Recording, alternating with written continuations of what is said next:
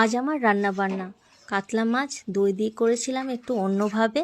কড়াইয়ে তেল গরম করে হলুদ নুন মাখিয়ে কাতলা মাছটাকে ভেজে উঠিয়ে নিয়েছিলাম। তারপর একটা আলু লম্বা লম্বা করে কেটে ওটাকেও চার ফালি কেটে ওই তেলে ভেজে উঠিয়ে নিয়েছিলাম। আবার ওই তেলের মধ্যেই কারি পাতা কালো জিরে ফোড়ন দেওয়ার পর আমি একটা পেঁয়াজ আর সামান্য আদা আর একটা টমেটো ভালো করে গরম মশলা দিলাম, অল্প একটু গোটা গরম মশলা দিয়ে ভালো করে পেস্ট করে ওটা দিয়ে কষিয়ে তারপর হলুদ নুন জিরা গুঁড়ো ধনে গুঁড়ো এটা দিয়ে ভালো করে কষিয়ে নিতে হবে, লঙ্কার গুঁড়ো।